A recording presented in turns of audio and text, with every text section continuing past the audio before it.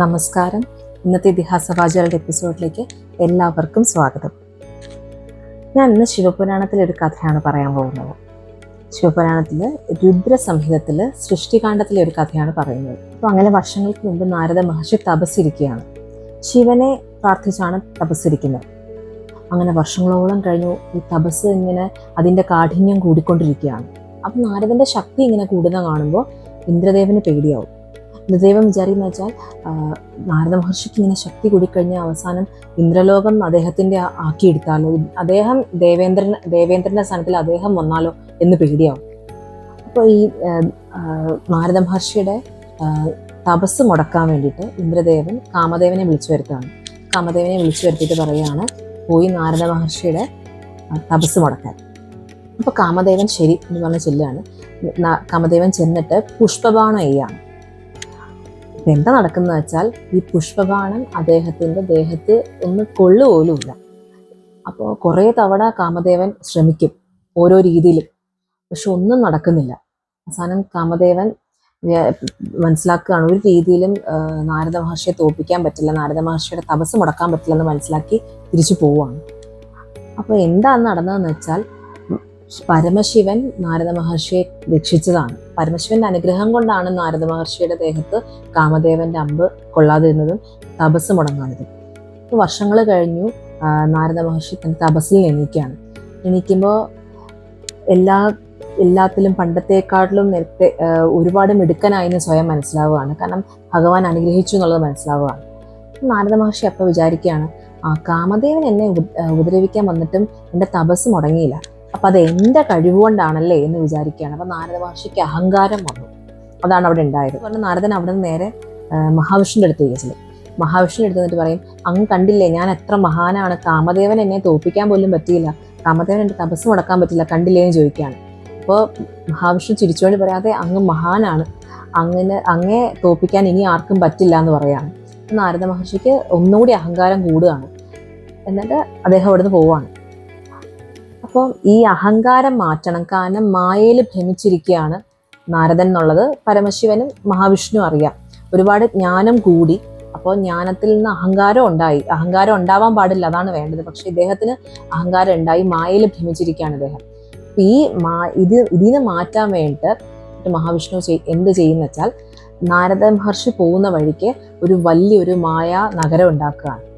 അതിൻ്റെ മായാനഗരത്തിൻ്റെ രാജാവായിട്ട് ശിലാനിധി എന്ന് പറഞ്ഞൊരു രാജാവിനെ സൃഷ്ടിക്കുകയാണ്.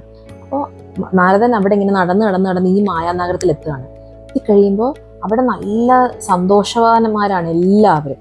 എന്താണെന്ന് വെച്ചാൽ അന്ന് അവിടെ സ്വയംവരം നടക്കുകയാണ്. അവിടുത്തെ രാജകുമാരിയുടെ പേര് ശ്രീമതി എന്നാണ്. അപ്പോൾ നാരദൻ വിചാരിക്കുന്നത് ശരി, ഞാനൊന്ന് പോയി കണ്ടേക്കാം, എന്താ ഈ സ്വയംവരം നടക്കുന്നത്, ഇദ്ദേഹത്തെക്കുറിച്ച് കേട്ടിട്ടില്ല, ഒന്ന് പോയി കാണാം എന്ന് വിചാരിച്ച് അങ്ങോട്ടേക്ക് ചെല്ലുകയാണ്.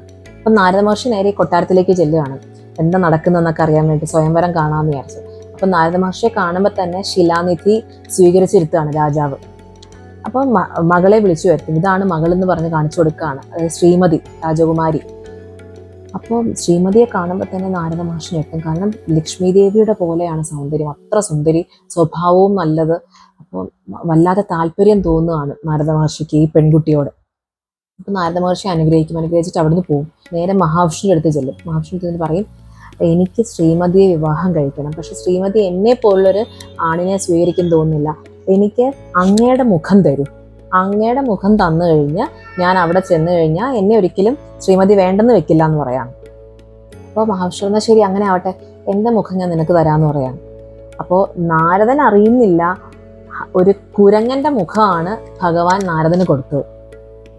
അപ്പോൾ എന്താന്ന് വെച്ചാൽ ഈ കുരങ്ങന്റെ മുഖം വേറെ ആർക്കും കാണാൻ പറ്റില്ല, ഈ കുട്ടിക്ക് മാത്രം, ശ്രീമതി എന്ന് പറയുന്ന രാജകുമാരിക്ക് മാത്രമേ ഈ മുഖം ഇങ്ങനെ കാണാൻ പറ്റുള്ളൂ കുരങ്ങന്റെ രൂപത്തിൽ. അപ്പോൾ അവിടെ ചെല്ലുകയാണ്, സ്വയംവരത്തിന് ചെല്ലുകയാണ്. അതിസുന്ദരനായിട്ടാണ് ചെല്ലുന്നതാണ് നാരദ മഹർഷിയുടെ വിചാരം. അപ്പോൾ എല്ലാവരും കാണുമ്പോൾ നാരദ മഹർഷിയായിട്ട് തന്നെയാണ് കാണുന്നത്. ഈ കുട്ടി സ്വയംവരത്തിനായിട്ട് തയ്യാറായി വരികയാണ്. സ്വയംവരത്തിനായിട്ട് എത്തിയ ഓരോ രാജകുമാരന്മാരുടെ അടുത്തും ശ്രീമതി എന്ന് പറഞ്ഞ രാജകുമാരി ചെല്ലുകയാണ്. അപ്പോൾ ആരുടെ കഴുത്തിലും മാല എണീക്കുന്നില്ല.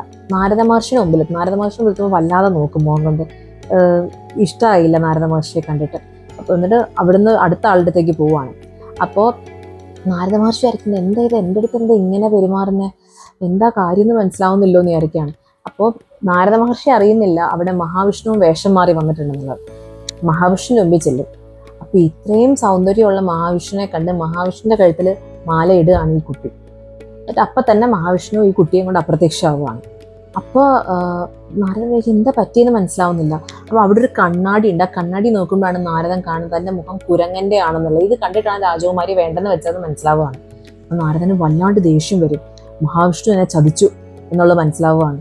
അപ്പോൾ നേരെ ദേഷ്യപ്പെട്ട് വിഷ്ണു ലോകത്ത് ചെല്ലുകയാണ്. അപ്പോഴത്തേക്ക് നാരദന് മനസ്സിലാവും എന്താ ഈ മുഴുവൻ മായാനഗരമായിരുന്നു എന്നുള്ളത് മനസ്സിലാവുകയാണ്. അത് മഹാവിഷ്ണുവോട് ദേഷ്യപ്പെട്ടാണ്, അങ്ങ് എന്നെ ചതിച്ചു, അങ്ങ് എന്നെ എങ്ങനെ വഞ്ചിക്കാൻ തോന്നി, ഞാൻ അങ്ങയുടെ മുഖം തരാനല്ലേ പറഞ്ഞത്, അങ്ങക്ക് എങ്ങനെ എന്നോട് ചെയ്യാൻ തോന്നി എന്ന് ചോദിച്ചു ഒരുപാട് ദേഷ്യപ്പെടാണ്. അപ്പം ഇങ്ങനെയൊക്കെ ദേഷ്യപ്പെടുമ്പോഴും മഹാവിഷ്ണു ഒന്നും മിണ്ടുന്നില്ല, ചിരിച്ചുകൊണ്ടിരിക്കുകയാണ്. അപ്പോൾ ഇത്രയ്ക്ക് എൻ്റെ അടുത്ത് ചെയ്യാനായില്ലേ, എന്നെ പോലൊരു മഹാന്റെ അടുത്ത് ഇങ്ങനെ ചെയ്തല്ലേ, അങ്ങ് മനുഷ്യനായിട്ട് ജനിക്കും, മനുഷ്യനായിട്ട് ജനിച്ചു കഴിഞ്ഞ് അങ്ങയുടെ ഭാര്യയായിട്ട് അങ്ങക്ക് പിരിഞ്ഞിരുന്ന് ആ ദുഃഖം അനുഭവിക്കേണ്ടി വരും, വല്ലാത്ത വേദന അനുഭവിച്ച് അങ്ങ് ജീവിക്കേണ്ട ഒരു അവസ്ഥയുണ്ടാവും എന്ന് പറഞ്ഞ് നാരദൻ മഹാവിഷ്ണുവിനെ ശപിക്കുകയാണ്. ഇതെല്ലാം പറഞ്ഞിട്ട് ദേഷ്യം കൊണ്ട് നിൽക്കുകയാണ് നാരദൻ ഇങ്ങനെ മഹാവിഷ്ണുവിന്റെ മുമ്പിൽ.